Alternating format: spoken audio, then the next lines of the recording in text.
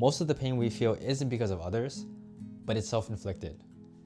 We feel disappointed, we end up getting hurt, not because of the actual outcome and the results, but our expectations for that outcome. Life has this funny way of deception because in our eyes, what we think, what we feel, what our perception of the world is true to us, but it's not necessarily true to someone else.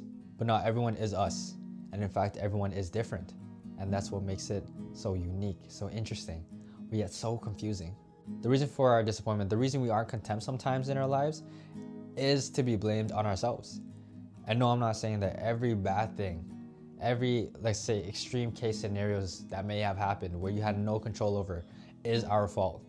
But I'm speaking in general. Let me give an analogy for better understanding. Let's say we're playing a game, for example. Let's say we're playing League of Legends, okay? I'll give an analogy of League of Legends. So, League of Legends is a team-based game, all right? 5 players on one side, 5 players on the other side, right? You know your capabilities, your strengths, who you main, what your weaknesses are, how you react to different situations. But you don't know how the next person, your teammates, your enemy, might react, might play, how good they are. You can expect a certain level of competency. You can expect them to play at a certain level based on, for example, what you see what their rank is. If, for example, you see that they main this character or main this role, right? We have this expectations where, okay, I know my mid laner is going to be do good. Oh, I know my top laner, he's going to feed because this is his fill role, right? You expect your teammate to be good because he's diamond and you're gold and you're in a gold lobby. But sometimes that's not always the case. Sometimes maybe that diamond player is actually the one who's inting and feeding your rank games. You get mad and upset because you had this expectation that this diamond player, your teammate, was supposed to carry you. But in reality, he's inting, he's feeding, he's playing like he's in bronze, first timing Soraka jungle. Why? Another analogy I can give is, for example, let's say we're in school now, okay? Let's say we're in school now, and you meet this person in the cool kid group or the popular friend group or the troublemaker group. Automatically, we'd associate that this specific person acts a certain way, thinks a certain way because of who he surrounds himself with, because of the label that is placed upon him from, for example, society and other people. But once we actually talk to Jimmy, for example, we find out that, hey, he's actually a really well-mannered kid.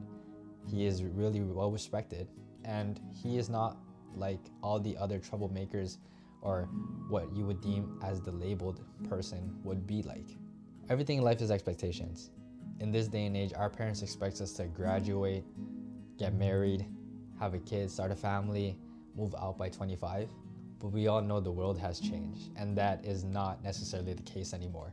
If you're unhappy with the outcome, you're expecting too much. I'm not saying that we have to lower our expectations now or lower our standards. You know, having standards and expectations are a good thing. But what I'm saying is sometimes we can't expect our level of competency for other people. They're not us. Accept people for who they are and where they are. Accept the outcome for what it is. You can still love someone. You can still do things while still acknowledging their or our own beliefs, our limitations. Sometimes we expect things from others when we haven't even communicated what the guideline or the standard was. We're playing this losing game of let's get mad at the other person because they don't understand us. They don't get us. When we haven't even communicated what is it that we expected from them. Hello? The other person had no idea what they're supposed to do. Your emotions, reactions, and experience to life in general are all based upon your expectations. Learn to manage your expectations.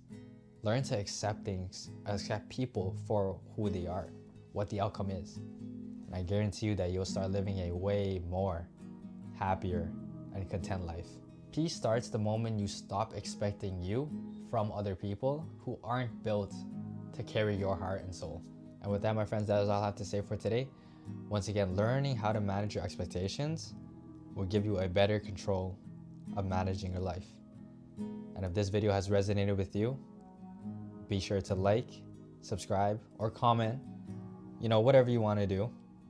And with that, my friends, that is all, and take care.